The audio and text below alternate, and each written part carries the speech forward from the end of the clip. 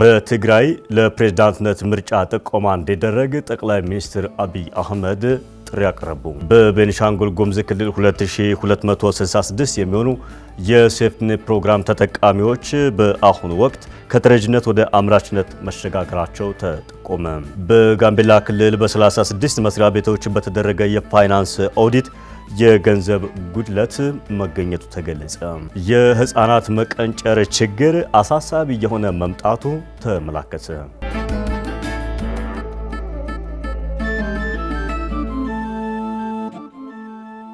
በትግራይ ክልል ለፕሬዝዳንትነት ምርጫ ጥቆማ እንዲደረግ ጠቅላይ ሚኒስትር አብይ አህመድ ጥሪ አቀረቡ።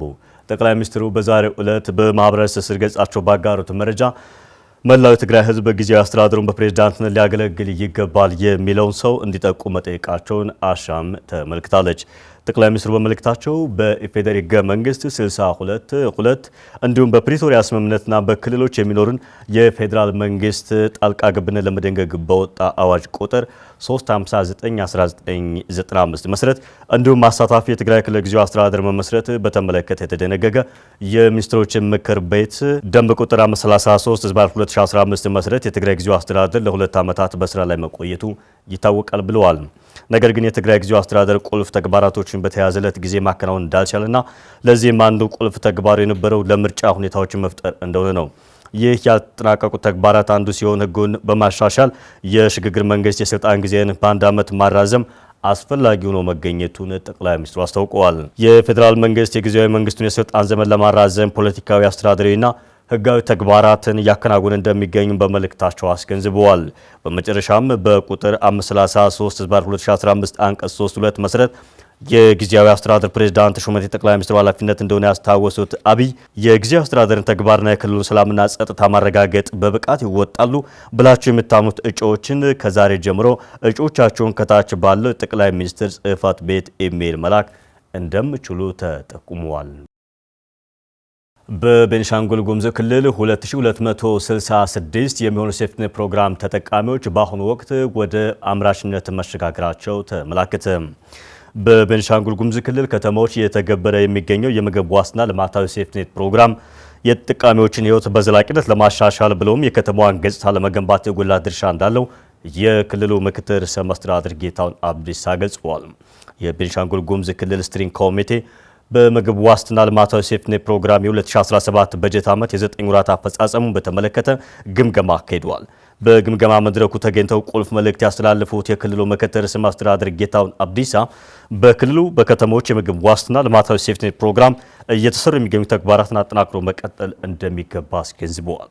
በክልሉ የሚከናወነው ፕሮግራሙ የተጠቃሚዎችን ኑሮ በዘላቂነት ለማሻሻልና የከተማዋን ገጽታ በመገንባቱ ረገድ ድርሻው የጎላ ስለመሆኑ መናገራቸውን አሻም ከክልሉ መንግስት ኮሚኒኬሽን ያገኘችው መረጃ ያስረዳል። ምክትል ርዕሰ መስተዳድሩ አክለውን በክልሉ ከተረጅነት ወደ አምራችነት የተሸጋገሩ የፕሮግራሙ ተጠቃሚዎች ኑሯቸውን በዘላቂነት ለማሻሻልና ለማጽናት ተቋማት በቅንጅት መስራት አለባቸው ብለዋል።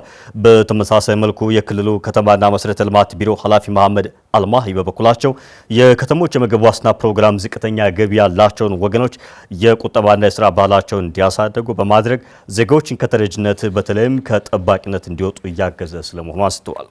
በቤኒሻንጉል ጉሙዝ ክልል ፕሮግራሙ በአሶሳ፣ በግልገል በለስና በባምባሲ ከተማ አስተዳደሮች እየተገበረ የሚገኝ ሲሆን በ2017 በጀት ዓመት በክልሉ 2266 የሚሆኑ ተጠቃሚዎች ከተረጅነት ወጥተው ራሳቸውን የቻሉ ስለመሆናቸው አሻም ከክልሉ መንግስት ኮሚኒኬሽን ጉዳዮች ቢሮ ባገኘችው መረጃ ተመልክቷል።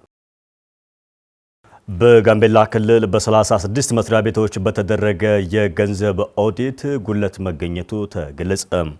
በክልሉ በኦዲት ግኝት ማስመለስ ሂደት የሚታዩ ክፍተቶች ለማስተካከል ደንብና መመሪያ ከማውጣት ጀምሮ የአሰራር ማሻሻያ የተደረገ መሆኑን የጋምቤላ ክልል ዋና ኦዲተር መስሪያ ቤት አስታውቀዋል።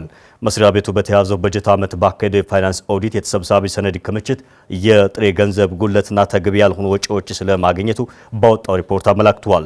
የጋምቤላ ክልል ዋና ኦዲተር ጄኔራል ኡጅሎ የበጀት ዓመቱን የግማሽ ዓመት ስራ አፈጻጸም ሪፖርት ለምክር ቤቱ አቅርበዋል። በዚህም በ36 የሚያክሉ መስሪያ ቤቶች ላይ የሰነድ ክምችት፣ የጥሬ ገንዘብ ጉድለት እንዲሁም ደግሞ ተገቢ ያልሆኑ ወጪዎች ስለመገኘታቸው አስረድተዋል። ከኦዲት ፋይናንስ ግኝቶች መካከል ከ113.2 ሚሊዮን ብር በላይ የተሰብሳቢ ሰነድ ክምችት፣ ከ6.3 ሚሊዮን ብር በላይ ደግሞ የጥሬ ገንዘብ ጉድለት መገኘቱን በሪፖርታቸው አመላክተዋል።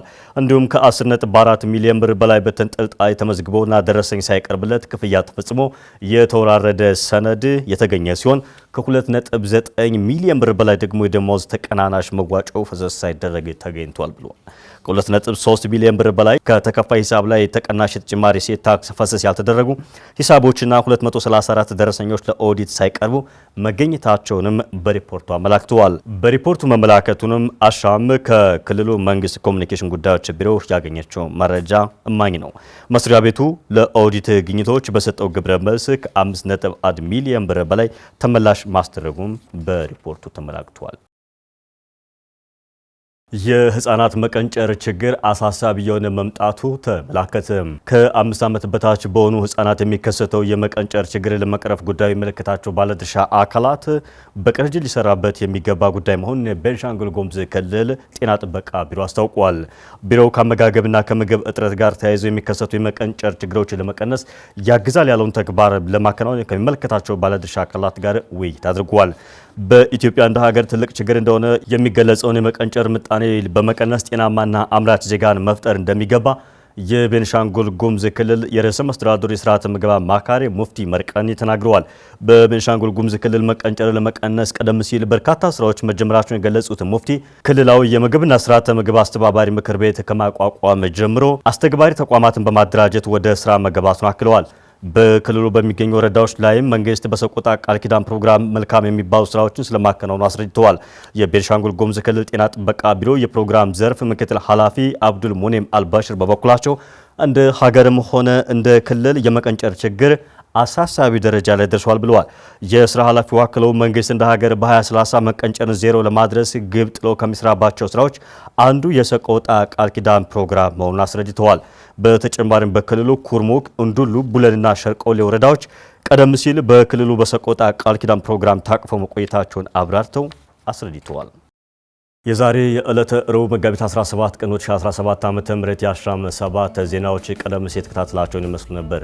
ተረኛ አሳላፊው ብራንሸት የነበርኩ። ቀሪ ጣቢያዎች ዝግጅቶች ወደ እናንተ መድረሳቸውን ይቀጥላሉ። ተመልካቾቻችን ከአሻም ቴሌቪዥን ወደ እናንተ የሚደርሱ አዳዲስ ዜናዎችና ወቅታዊ መረጃዎች ከሳተላይት በተጨማሪ በማህበራዊ ትስስር ገጻችን ማለትም በዩቲዩብ፣ ቲክቶክ፣ ፌስቡክ እና ቴሌግራም ገጾቻችንን ሰብስክራይብ፣ ላይክ እና ፎሎ በማድረግ ማግኘት እንደምችሉ መጠቆም እንወዳለን።